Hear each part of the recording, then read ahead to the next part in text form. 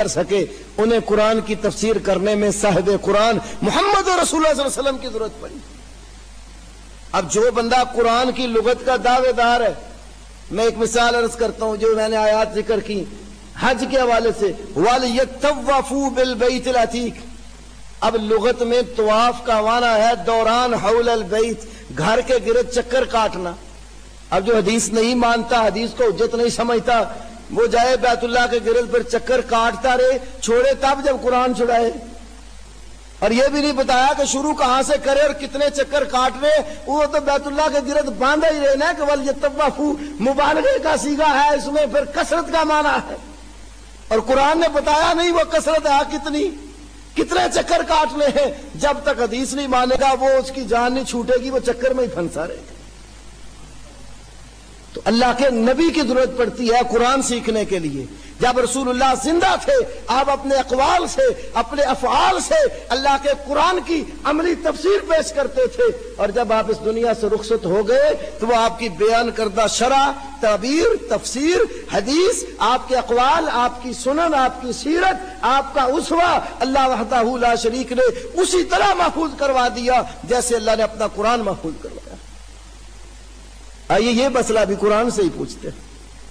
رب نے قرآن میں یہ بات بھی بیان کی ہے، اللہ نے قرآن کی حفاظت بھی کی ہے، اور اس قرآن کی جو شرع اور تفسیر محمد رسول اللہ صلی اللہ علیہ وسلم نے کی، اللہ نے اس کی حفاظت کا ذمہ بھی لیا۔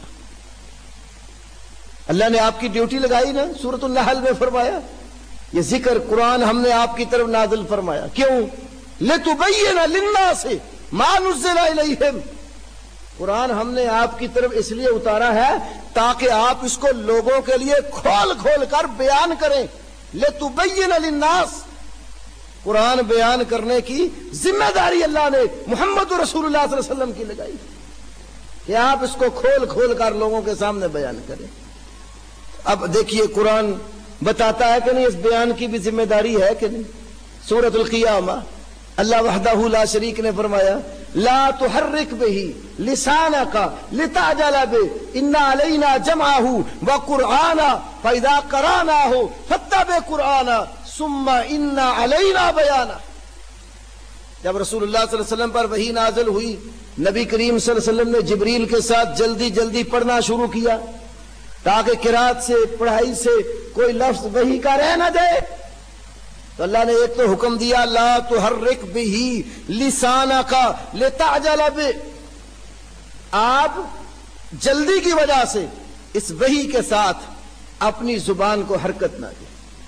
یہ جو آپ کو اس کی قرات اور جمع اور اکٹھا کرنے کا فکر ہے، اللہ نے کہا ان علینا جمعہ وقرآنہ، انا یقیناً علینا ہمارے ذمے ہے، جمعہ اس کو اکٹھا کرنا، وقرآنہ اور اس کی قرات، فاذا قرأنا ہو فاتبع قرآنہ، جب ہم اس کی قرات کریں تو اس کے پیچھے پیچھے تم قرات کرو۔ اب انا علینا جمعہ، اللہ نے انا علینا کہہ کر اپنی ذمہ داری لے لی، جمعہ وقرآنہ، اس کلام کو اکٹھا کرنا اور اس کی قرات۔ پھر یہی انا علینا آگے بھی فرمایا ثم انا علینا، پھر یقیناً ہمارے ذمے ہے بیانہ، اس قرآن کا بیان۔ قرآن نہیں یہاں فرمایا، قرآن کا بیان فرمایا ہے۔ جیسے قرآن جمع کرنا ہماری ذمہ داری ہے، آگے فرمایا انا علینا بیانہ، اس قرآن کا بیان بھی ہمارے ذمے ہے۔ جیسے قرآن جمع کرنے کی ذمہ داری لے لی، قرآن کے بیان کو بھی اس محفوظ کرنے کی ذمہ داری لے لی۔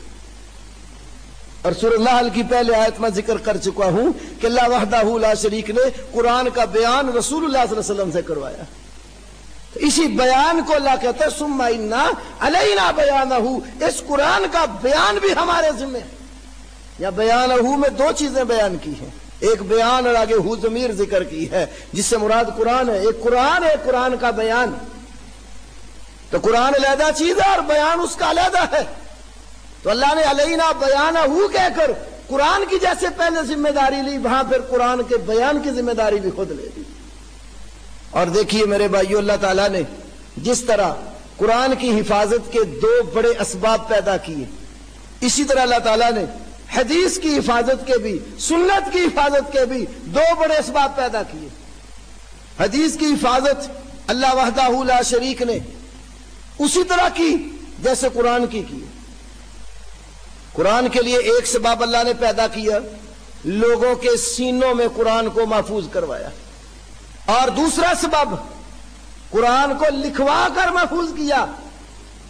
اس لیے صحابہ میں قرآن کے حافظ بھی تھے اور قرآن لکھنے والے کاتبان وحی بھی تھے، اور پھر حضرت عثمان رضی اللہ تعالی کے زمانے میں اس قرآن کی کتنی نقلیں کروا کر، نسخے تیار کرا کے قلمی صورت میں، کتابی صورت میں دنیا کے اندر اس کو شائع کیا گیا۔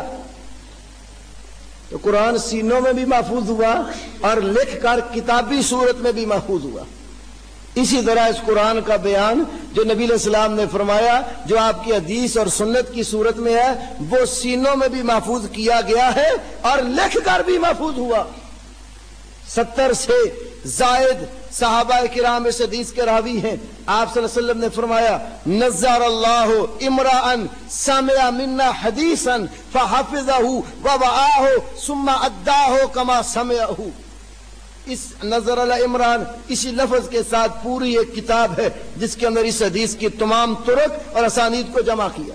70 سے زائد صحابہ یہ حدیث بیان کرتے ہیں۔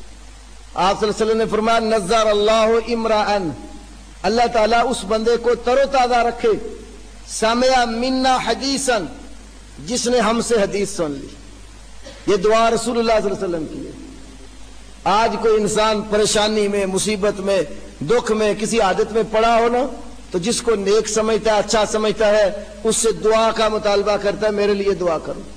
اور اگر کوئی اللہ کا ولی اس کے لیے دعا کر دے تو اس کو خوشی بھی ہوتی ہے کہ فلانے نیک بندے نے، اللہ کے ولی نے میرے حق میں دعا کی تھی۔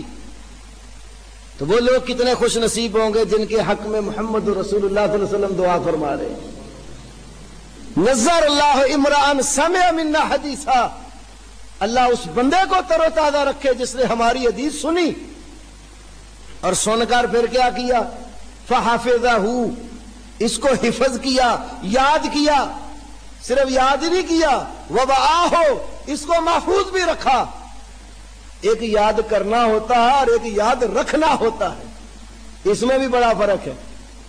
ہمارے ہم دیکھتے ہیں ہمارے بہت سارے بچے قرآن کے حافظ شمار ہوتے ہیں، حفظ انہوں نے کیا ہوا ہوتا ہے لیکن حفظ رکھا ہوا نہیں ہوتا۔ کبھی کوئی آیت پوچھ لی جائے تو پھر وہ بیچارے پریشان ہو جاتے ہیں۔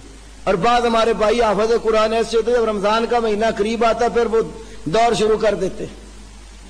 حفظ کرنا اور چیز ہے اور حفظ رکھنا اور چیز ہے۔ جن لوگوں سے اللہ نے اپنے دین کا کام لینا تھا، اللہ نے انہیں حفظ کروایا بھی اور ان کو قوت استحضار بھی دی، وہ یاد کرتے بھی تھے، یاد رکھتے بھی تھے۔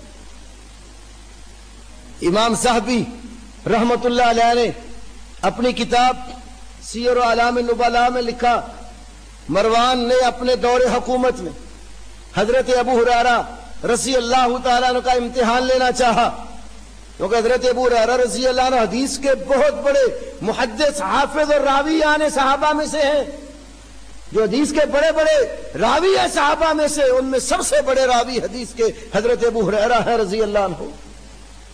انہوں نے کہا کہ مجلسیں قائم کرتے ہیں اور ابو ہریرہ رضی اللہ عنہ کو بلا کر ان سے حدیث سنتے ہیں، اور امتحان لینا مقصد تھا۔ انہوں نے ایک پردہ لگا کر پردے کے پیچھے کاتب بٹھا دیا، اور حضرت ابو ہریرہ کو کوئی پتہ نہیں تھا کہ جو میں بولوں گا کوئی لکھنے والا بھی پردے کے پیچھے بیٹھا ہوا ہے۔ کاتب پردے کے پیچھے بیٹھ کر لکھ رہا ہے اور حضرت ابو ہریرہ مروان کی مجلس میں رسول اللہ صلی اللہ علیہ وسلم کی حدیث سنائے جا رہے ہیں۔ مجلس کا اختتام ہوا، سال ڈیڑھ کا عرصہ گزر گیا، مروان نے دوبارہ بلا لیا، امتحان لینا مقصد تھا۔ پھر کاتب کو پردے کے پیچھے بٹھا دیا اور کہا جو پچھلے سال حدیثیں ہم نے سنی تھی وہی ان سے سننی ہے اور اسی ترتیب سے سننی ہے، اور تم نے پیچھے بیٹھ کے سنتے رہنا اور دیکھتے رہنا، کوئی غلطی تو نہیں کرتا۔ حضرت ابو ہریرہ رضی اللہ تعالیٰ عنہ کو دوبارہ بلایا گیا اور کہا، ابو ہریرہ پچھلی دفعہ ہم نے آپ سے کچھ حدیث سنی تھی، آج دوبارہ وہی حدیث سننا چاہتے ہیں۔